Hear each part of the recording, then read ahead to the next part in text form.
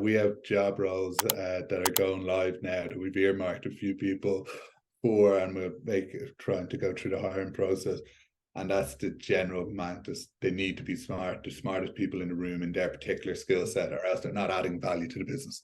Yeah. And when you're a lean startup, you need to be looking strategically at who's going to add the most value. Granted, when, as you know, Mono, when you're a startup, you spin a good few plates. So sometimes you got to be able to balance a few things, but they definitely need to be in their particular skill set, whether that's performance marketing, content, new product development, nutrition, whatever that is.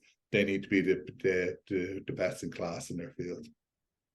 Perfect segue. Spinning plates. I use that phrase the whole time. What is it like, the experience for you as an entrepreneur, as a business owner, as a co-founder, spinning those plates between product, marketing, fundraising, which is another interesting one. I'd love to hear your perspective on that. I've had probably a 1,000 different pitch decks at this stage over the last few years. What has that been like for you? It's been a learning experience. I'm glad that I had the years of experience in the corporate world. I know you mentioned it previously.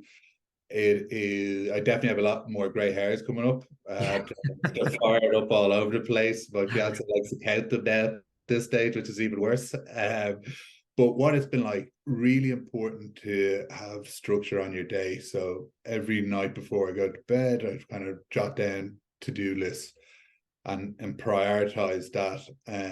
Is it easy? No. Is it challenging? Yes. Are you trying to do everything in the business? Yeah, but that's part of what we were just discussing there, is building a HQ team. It doesn't, when you say HQ team, it sounds like it's massive. It doesn't need to be massive. It needs to be a small team that's competent in what they're doing. I've spent, like, the hours that you put into the business are massive, and nobody accounts for that. A lot of people say that the founder's life is great. You look after your own hours, you do this, you do that.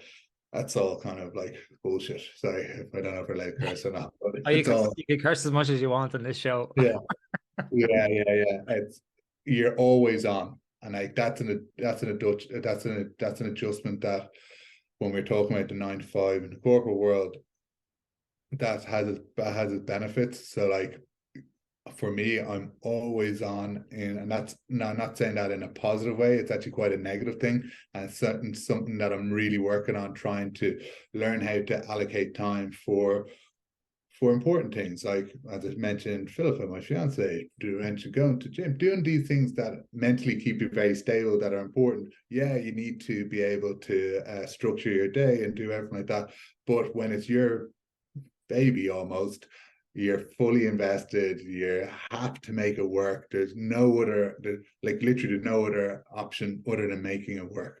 And then when you talk about bringing investors on board, that adds its own pressures, because it's not your money that you're working with. It's other people's capital. Yeah, capital is a risk, but it's also your reputation.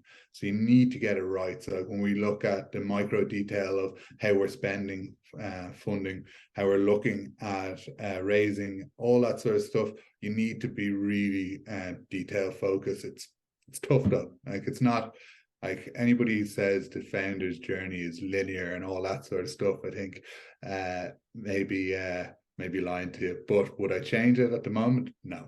I've never enjoyed a job or passion as much. I probably haven't learned as much as I have in this last couple of years than I have now, of like dealing with manufacturers, packaging, design, website build, marketing, you name it. You've had it at one stage, being the accountant and all that sort of stuff.